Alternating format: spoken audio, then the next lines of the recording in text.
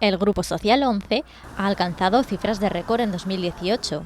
Hasta 3.000 millones de euros ha conseguido recaudar gracias al aumento en la venta de cupones.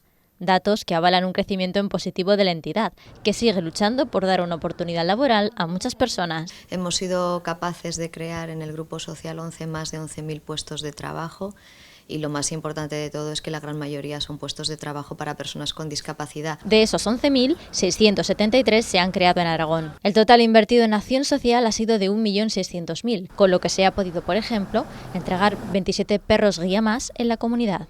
También se ha realizado un plan personalizado para las 112 nuevas personas que han perdido la vista en 2018, a la vez que se sigue dando cobertura a más de 2.000 afiliados. Una familia, la de la 11, que sigue creciendo día tras día.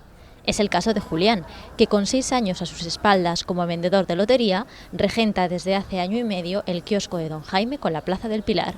Ahí trasiego no le falta. Este puesto me gusta mucho por eso, porque te encuentras gente muy dispar, desde la gente que vive aquí a turistas, extranjeros.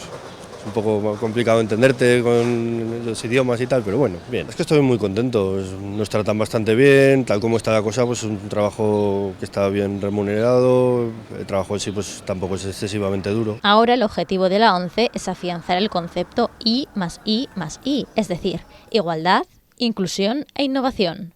Y para ello tratan de hacer accesible la tecnología, propugnar la igualdad salarial entre hombres y mujeres y, sobre todo, integrar sociolaboralmente a las personas con discapacidad. Esa es la noticia más importante que queremos seguir dando en los sucesivos años, que seguimos creando empleo y que seguimos teniendo recursos para normalizar la vida de las personas con discapacidad. La 11 es ya el cuarto empleador a nivel estatal y el primero en personas con discapacidad.